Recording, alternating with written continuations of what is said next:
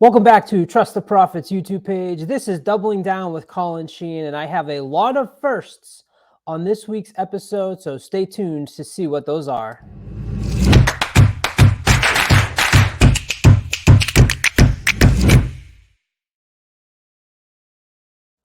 What's up, everybody? That's right. Doubling Down is back, and usually we do daily doubles, but today we're going to do a pick three. So not only is it the first time we have a pick three on our show, it's a first-time guest, Sarah Elbaldwi, on at Outrun the Odds at Twitter. I'm so excited to have you this week. Thanks so much for joining me. Yeah, glad to be on. Excited to be a part of another Trust the Profits show. Matthew DeSantis already took my debut away, but glad to talk about some Pegasus Day action with you. And first of all, we always like to ask the question of the day. Very easy. Please answer in the comments who will win the Pegasus World Cup Invitational. I also like to give a little update on the standings for my guests. And Sarah, my guests have been absolutely terrible. They've all been in the red nonstop. I, through 21 episodes of Doubling Down, have maintained a profit. We got it up to $42. We have not put Sean Patrick Nolan on the board. Last week, we had a race come off the turf. We did the show before the morning lines were out. So I didn't want to hammer him for also putting together the biggest ticket that we've had in show history on Doubling Down. So Sean, you're off the hook. And Nolan, who always puts stuff in the comments, said, please don't do turf races because when it comes off, then my picks change. And I said, well, Nolan, I'll take that into future consideration, but I can't this week because we have the Pegasus. And I couldn't do a double because it's 3 races, so we might as well add on the third one. I'll admit, Sarah, Pegasus, for me, wasn't always something I get like really excited about. It's kind of just one of those races on the radar. This year, I'm a little bit more excited, obviously, from doing these shows. Is it something that you kind of have on your radar each year? It's not quite the allure and star power as some other big events in racing that we have, where it's more of a showcase day of stakes action going on for the entire day, or has serious implications in terms of standings for the year, or one of those just bigger days of racing that we all kind of think of. But I think that it's positioned in a good place on the calendar. As far as giving those horses that are going to be off to the breeding season another chance to run, another chance for their fans to see them run. I don't know that it has quite the glitz and glamour that I think it wants to present that it does as far as the racing quality. But I mean, if you're thinking of something in January, this is it. So they've occupied that spot and they've done it well. Yeah, they fit well into the calendar. And so with that, we are going to kick off our pick three that we are doing. This is the Gulfstream Park, January 28th. It's the Pegasus Filly and Mare Turf, the Turf, and the World Cup. On your programs, this is race 11. It's $500,000 going a mile and a 16th on the turf. For, as I mentioned, Filly and Mares, 4-year-old and up. We have a field of 11 with Shanta Sarah, your 2-1 favorite. I left the 9 off my ticket. You did as well. Where did you go on top? Yeah, I think this favorite is just really vulnerable in this spot because her last race, I just can't really make an excuse for it. She didn't have any punch in the lane whatsoever. And so I'm looking for a long shot in here. And the one that I drew myself to was the number 4, Sweet Enough, who is stepping up considerably as far as the company that she's going to be facing. But I think this is a horse that when she made her US debut, the comment line just says something about her really fighting the rider. And I went back and watched that race, and it's so true. I mean, they are just having a disagreement the entire time. And I like that we've seen her in her 2 starts since then settle down a little bit more, be able to relax early. And the improvement that she showed last time, being able to rate kindly off the pace and then still have a bit of a kick at the end. I think that she's going to have to do quite a bit more against a field like this, but I'm willing to take that chance at the price that she's going to be when I think some of these shorter prices have some questions to answer. Where were you thinking in here? Yeah, on top, I agree with you on the 9. I also feel that Shantasara's success has come at longer races, so I took that into consideration. I'm really a fan of the 2, Dalika. This horse is a grinder, 31 lifetime races with 10 wins. This horse has as many wins as some of these horses have starts. And looking through the past performances, I noticed that the bad races of Dalika have come after the races at Kentucky Downs. And that's something that me and Matt had actually talked about. Matt mentioned this to me. He goes, be careful of horses coming back from Kentucky Downs because it takes so much out of them. And so as you're going through the past performances, there was a 6th place in a race after the Kentucky Downs race and a 9th back in 2021 that was after the Kentucky Downs race. Other than that, what has Dalika done wrong? The front running style makes me a little bit nervous at Gulfstream, but I think Dalika is definitely my on top pick, and I'm glad to see that you had her on your ticket as well. Yeah, I can't discount her as the horse that may end up being the pace setter in here, but I do worry a little bit because I think that is her main way to win races. And I don't know that she's going to get a super easy time of it early with other speed presences in here. So I want that scenario to play out on my ticket, that she could be the lone pace setter, but I don't want that to be the only scenario that I think could take place as far as what I'm betting on. So a little bit of extra coverage in there with some others, but I agree with you that you have to respect her. Yeah, I only went with 2 horses in this race, and I know that you have the 3 Wakanaka on your ticket, and Wakanaka is one that would be the one that I left off. So I went with 2 Deliga and the 6 Queen Goddess. Also early speed, and it's like I feel like I'm going against what I should be doing here, which is like, oh, don't be fearful of the early speed in these races at Gulfstream, and then I take the 2 that I feel like are going to be in the front. Has a grade 1 win that was over the dirt. What I like about Queen Goddess is that she's shown slow and steady progress and kind of just continues to get better. Hopefully that next step up will be enough to win here. But Wakanaka is the one I am worried about, and you have her on your ticket. What do you like about the 3? Yeah, I think if you have a scenario playing out where Dalika and Queen Goddess are actually going at each other early, Bay Storm was going to be another pace presence, but I actually just noticed that she's scratched out of this race, so she won't be Oh, running. So that's something that I that's had to take helpful into for me. consideration, ultimately leading me to leave Dalika on the ticket. Wakanaka is just so consistent. And if you take out her US debut and the race where she was facing males at the Woodbine Mile, I mean, she's been in the money for all of her other US starts, and she's faced some serious competition in the past too. I like that she has a little bit more tactical speed than some of the others that are either need the lead types or needing to come as closers. She can kind of make her own trip and see what's unfolding in front of her. And with a scenario where I don't know who is going to ultimately be the pace setter, what those kind of fractions are going to look like early, I want to at least have a player that can make their own trip versus one that's dependent on whatever's handed to them as far as what's happening early in this race. So for me, I just think that she's one of the better shorter priced horses in this race if my long shot doesn't come through. So I wanted to make sure to include her as well.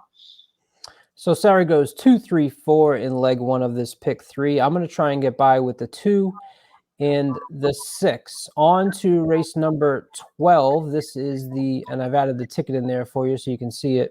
This is the Pegasus Turf, a $1 million purse. We have a field of 12 with 2 also entered.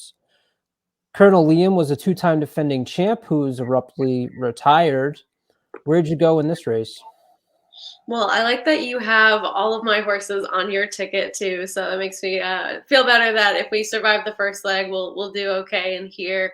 Um, for me, it was kind of like this division is one that I feel as though we've looked at for quite some time, and there's never really been that standout star that we can rely on, at least for some time. And I know Colonel Liam was that for a lot of people, but we didn't see him that often, and now he's not here.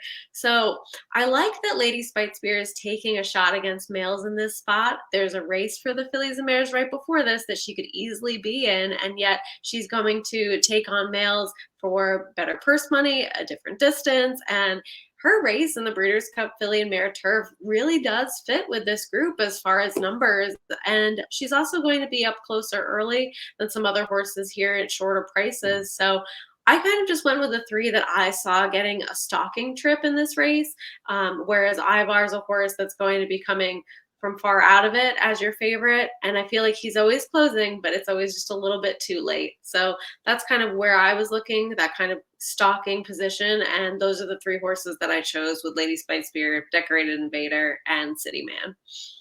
Yeah, I like City Man on top. I feel like I'm going to take a shot against Ivar, and I wouldn't call it a shot because, like you said, this is a pretty open field, but I don't want to miss if I do. So I did cover myself a little bit more in here, including the 7, 8, and the 9. But City Man, worried about the outside post. This 6-year-old is $13,000 away from winning $1 million. Does well when the ground is firm. If you notice that some of the races that were not firm, a little bit where this horse has struggled. He's closed from well off, like in the Forbidden Apple, and has also stayed close, like in his last race. This is a horse that I have as my number one. Number 8, Who's the Stars, won 5 of the last 6. Started on the dirt, then won 2 on the turf at 1.25 miles. Lone loss was at 1.5 miles on the turf, then went for 3 for 3 on Woodbine on the synthetic. Basically, I like the pace here. Sometimes I'm a sucker for these types of horses. One of the ones I didn't want to get beat by. And then Speaking Scout, the 7, the first time facing older, but I like the late runs, especially the last 3 have back-to-back highest figures. Hopefully you get another jump and you get Paco Lopez jumping aboard. Sometimes when I see back-to-back speed figures that are the career best of the horse, I'm hoping that the horse can take one more jump forward. What did you like about Decorated Invader? For him, you're taking City Man and Decorated Invader, both coming out of the Fort Lauderdale. And Decorated Invader had to break from post 13 that day, went off at a pretty decent price, and he was sitting a lot closer early than he's been for the majority of his career. And I like that he was able to stalk the pace in there, get a little bit of a head start on some of the other horses, whereas City Man kind of got this perfect trip. I mean, he was saving ground to the inside the whole way around there from post 7. And now the post positions are switched and Decorated Invader is still a better price. So I just wanted to make sure I included them both. If I think that they have relatively the same amount of talent, they're going to get relatively similar trips, and one of them's a 15-1 versus the other one being 4-1. I want the one that's going to save a little bit more ground in theory. I feel like Decorated Invader is a horse I just continue to put on tickets and continue to get disappointed by, but we all have those horses, right? And you just keep adding them, and maybe hopefully they'll get it home for us one of these times. But that's why I have coverage there as well. So we go to the big one. That is race 13, the Pegasus World Cup. It is a $3 million purse going 1 1/8. We have a field of 12 with 2 also eligibles. Number 10, Cyberknife, is your 5-2 favorite. You do not have Cyberknife on your ticket. I'm curious why. Last year with the whole Knicks Go, Life is Good showdown, I feel as though this is just giving me the same ride for second vibes, even though this is a totally different horse, totally different field. There's no Life is Good type horses in here. But Cyberknife is going off to the breeding shed after this, and whatever happens here, happens here. He's got his next career right in front of him already, and he doesn't really need to prove anything. Whereas some of these other horses that are staying in training this year and are going to be running at least foreseeably for the entire year, they have something to prove. They're trying to get those stud deals, trying to get those wins going forward, trying to be the older horses that are at the top of this what's the word I'm looking for? What division? Thanks for that to my brain. Division that they're looking for. So I just wanted horses that I feel as though had something else to prove and wanted to be main players in this division going forwards. And the main horse that I see as real speed in here is Defunded, who's coming in for Bob Baffert. And when he sends horses to Florida, he sends them with a purpose. You have horses like West Coast, Mucho Gusto, who won this race a couple years ago. I feel like he's the real speed in this race, whereas others kind of are inheriting leads at slower fractions. And then I just wanted the 2 who are kind of like the local hopefuls, with White Abarrio finally getting back to a race at Gulfstream Park, not able to take his show on the road, but finally going to get back to the track where he had the most success. And Skippy Longstocking, who honestly was able to take his show on the road quite a bit, but then his performance last time getting back to Gulfstream. That was a really pop out performance for him. So I went with those three in here to try to upset Cyberknife. Yeah, I went back and forth on Defunded. I know there's what you said about Baffert is exactly what I saw. And maybe I'm reading too much into this, but the words that I heard from Baffert is kind of scared me away of, this is going to be a tough race. You never know the post, the break, everything has to go right. And I guess you could say that about every race, but I just feel like I don't hear that much from when he's shipping in his horses like this. And I'm probably looking too much into that. And this would be the exact one that probably beats me. I feel like he's also maybe a little one-dimensional, right? Like if he has to go, and if our collector goes with him as well, is he gonna be okay with that? And I have a You hard really time. think Art Collector's fast enough to go with him, though? That's just kind of my concern about him. He doesn't have another option really, though, right? He's got to get there. So one thing, and so I had definitely hem and hawed about this race, and I know that you've read the Complete Handicapper, and sometimes when I'm having trouble, I like to go back and flip through and see what it says, right? And so one thing it said about grade 1 races is that 4-year-olds and up that have raced more than 12 times prefer winners of 2 or more grade 1s or grade 2s. And there's only 2 horses that have met that whatever criteria, and that is Cyberknife and Art Collector. And so I sort of started my ticket there. Then I went, well, Art Collector's won the Charlestown Classic twice. Do I really include that as the premise for how I'm going to lay down this criteria? But I ultimately decided to go with that because I was having a hard time. I love Cyberknife. I really do. I think Cyberknife has shown talent. You do give me a little worry about this is the last race, but the horses we've seen in their last races lately have done pretty well, right? And so White Barrio, I'll be honest with you, I didn't have White Barrio on my ticket, and me and Vinny were going back and forth because on this show, every time we had White Barrio, we're like, it's not Gulfstream, we're not playing him. We told everybody, wait till Gulfstream, and then you play White Barrio. And then I got here and I said, I just don't think he's good enough. And honestly, I saw him on your ticket, and I said, well, I want us both to be able to hit.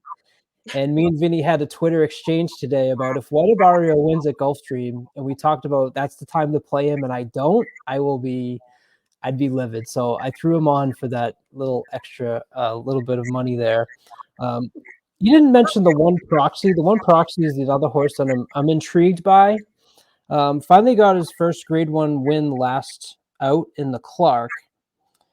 If you draw a line through the 21 and 22 seasons, 2022 was a really, I thought, good campaign for Proxy. I like that Rosario's aboard again, and 9-2 is maybe not the best for Proxy in this field, but he was another one I had on my ticket. Are you any interested in Proxy? Did he come close?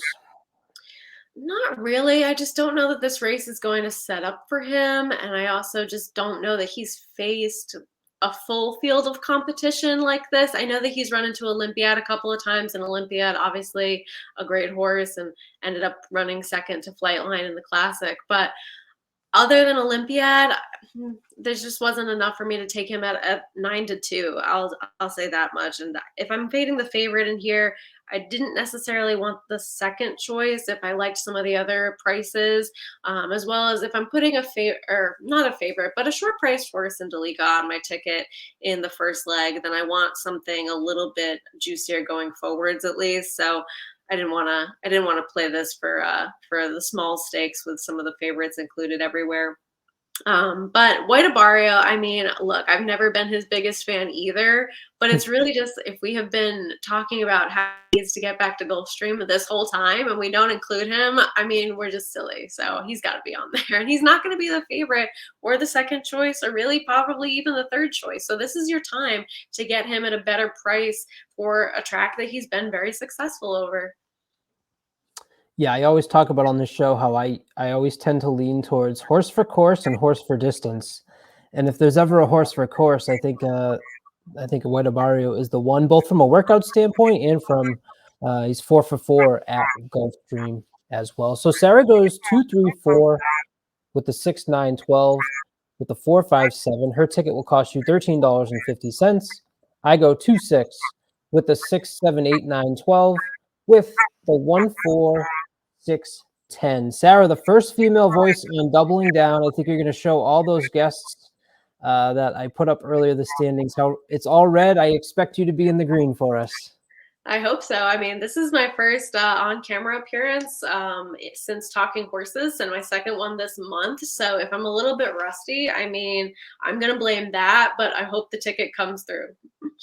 Well, you say rusty, but if I do recall your first time on Talking Horses, you gave out a $4,200 pick 5, correct? I mean, I didn't technically give out the ticket ahead of time, so I don't want to take too much credit for that, but it was in the picks. It was out there. Oh, we know. You're being humble, which I appreciate. But Only listen sometimes. to listen to Sarah. She's a great handicapper, and I hope to have you back. Congratulations on your new gig up in New York, and good luck and enjoy Pegasus, everybody. Have a great day.